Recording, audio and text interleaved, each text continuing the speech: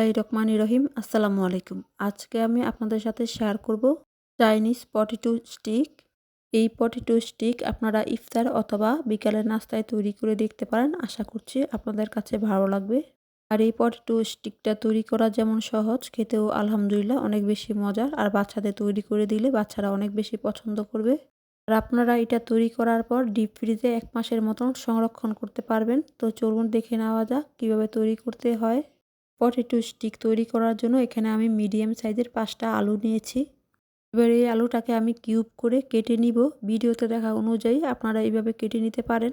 আলুটা কেটে নেওয়ার পর এবার এই আলুগুলোকে আমি পানি দিয়ে খুব ভালো করে ধুয়ে নিব। আলুটা ধুয়ে নেওয়ার পর এবার এই আলুগুলোকে আমি কাঠির মধ্যে গেঁথে নিব। আপনারা চাইলে টুথপিকের কাঠিতেও এই আলুগুলোকে গেঁথে নিতে পারেন। তবে টুথপিকের কাঠিতে গেঁথে নিলে আলুটাকে আরও ছোট করে কেটে নিতে হবে। আর এরকম করে আমি সবগুলো কাঠির মধ্যে আলুগুলোকে গেঁথে নিয়েছি। এবার এগুলোকে সিদ্ধ করে নিতে হবে। এই জন্য চুলায় পর্যাপ্ত পরিমাণের পানি আমি বলক তুলে নিয়েছি।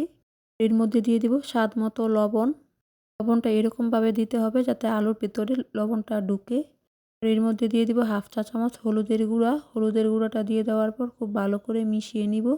মিশিয়ে নেওয়া হয়ে গেলে এবার এই গরম পানির মধ্যে আলুগুলো দিয়ে দিব।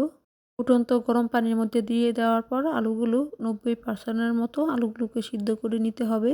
এবার এই আলুগুলো কিন্তু 90% মতো সিদ্ধ হয়ে গেছে। আপনারা ভিডিও দেখলেই বুঝতে পারবেন। এর থেকে আর বেশি আলুটাকে সিদ্ধ করতে যাবেন না, নয়তো কাঠি থেকে আলুগুলো খুলে যেতে পারে। এবার এই আলুর স্টিকগুলোকে আমি পানি থেকে উঠিয়ে নিব। পানি থেকে আলুর স্টিকগুলো উঠিয়ে নেওয়ার পর এবার এটাকে একটা সাইডে সরিয়ে রাখবো। এবার একটা বাটির মধ্যে দিয়ে দিব 2 টেবিল চামচ টমেটো সস। কিভাবে টমেটো সস তৈরি করতে হয় তার একটা ভিডিও আগেই আমি আপনাদের সাথে শেয়ার করেছি। এই ভিডিওর নিচে ডেসক্রিপশন বক্সে লিঙ্কটা দিয়ে দিব, আপনারা চাইলে সেখান থেকে দেখে নিতে পারেন। এবার এর মধ্যে দিয়ে দিব 1 টেবিল চামচ চিলি সস, আর দিয়ে দিব 1 চা চামচ সয়া সস, আর দিয়ে দিব 1/2 চা চামচ গোলমরিচের গুঁড়া, 1/2 চা চামচ অরিগ্যানো, আর দিয়ে দিব 1/2 চা চামচ ভিনেগার। ভিনেগারটা দিয়ে দেওয়ার পর খুব ভালো করে মিশিয়ে নিব। আর মিশিয়ে নিয়ে এবার এর মধ্যে দিয়ে দিব 1/2 কাপ ময়দা। ময়দাটা দিয়ে দেওয়ার পর অল্প অল্প করে পানি দিয়ে একটা ব্যাটার তৈরি করে নিব। ময়দার ব্যাটারটা খুব বেশি পাতলাও হবে না, আবার খুব বেশি ঘনও হবে না। এরকম করে ময়দার ব্যাটারটা তৈরি করে নিতে হবে। আর খুব ভালো করে মিশিয়ে নিতে হবে যাতে ময়দার কোনো দানা না থাকে।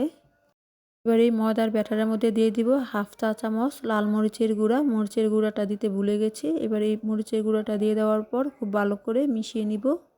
আর মিশিয়ে নেওয়া হয়ে গেলে এবার এটাকে একটা সাইডে সরিয়ে রাখবো। এবার একটা বাটির মধ্যে আমি ব্রেড ক্রাম্ব তৈরি করে নিয়েছি। আর কিভাবে এই ব্রেড ক্রাম্বটা তৈরি করতে হয় তার একটা ভিডিও আগেই আমি আপনাদের সাথে শেয়ার করেছি। এই ভিডিওর নিচে ডেসক্রিপশন বক্সে লিঙ্কটা দিয়ে দিব, আপনারা চাইলে সেখান থেকে দেখে নিতে পারেন। এবার এই ব্রেড ক্রাম্বের মধ্যে দিয়ে দিব 3 টেবিল চামচ সাদা তিল। তিলটা দিয়ে খুব ভালো করে মিশিয়ে নিব। তিলটা দেওয়া অপশনাল, আপনারা চাইলে দিতে পারেন, না দিলে কোনো সমস্যা নেই। তিলটা দেওয়ার কারণ হচ্ছে ব্রেড ক্রাম্বের মধ্যে তিলটা দেওয়ার পর যখন ভেজে নেবেন তখন দেখতে অনেক সুন্দর লাগে, এই কারণেই মূলত তিলটা দেওয়া। এই ব্রেড ক্রাম্বটাকে একটা সাইডে সরিয়ে রাখবো। এবার একটা পটেটো স্টিক নিয়ে প্রথমে ময়দার ব্যাটারে খুব ভালো করে চামচ দিয়ে ময়দার ব্যাটারটা লাগিয়ে নিতে হবে। আর পটেটো স্টিকটা খুব ভালো করে ঘুরিয়ে ঘুরিয়ে তারপর ময়দার ব্যাটারটা লাগিয়ে নিতে হবে।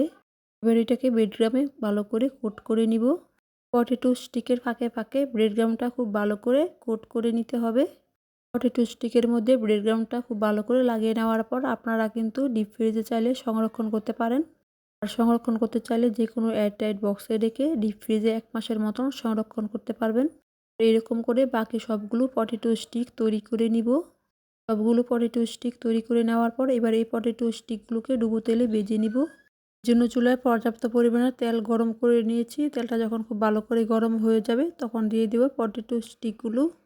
পটেটো স্টিকগুলো দিয়ে দেওয়ার পর চুলার আঁচ মিডিয়ামে রেখে তারপর এই পটেটো স্টিকগুলোকে ভেজে নিতে হবে। পটেটো স্টিকটা যখন নিচের দিকটা হয়ে যাবে তখন পটেটো স্টিকগুলোকে উল্টিয়ে দিতে হবে। আর এই পটেটো স্টিকগুলো কিন্তু হতে খুব বেশি সময়ও লাগে না। উল্টে পাল্টে 2 দিক দিয়ে সুন্দর একটা কালার হয়ে আসা পর্যন্ত এই পটেটো স্টিকগুলোকে ভেজে নিতে হবে। পর্যায়ে পটেটো স্টিকগুলো আমার ভাজা হয়ে গিয়েছে। এবার এই পটেটো স্টিকগুলোকে আমি তেলটা জড়িয়ে চুলা থেকে নামিয়ে নিব। আর এইরকম করে বাকি পটেটো স্টিকগুলোকে আমি ভেজে নিব। তৈরি হয়ে গেল চাইনিজ পটেটো স্টিক।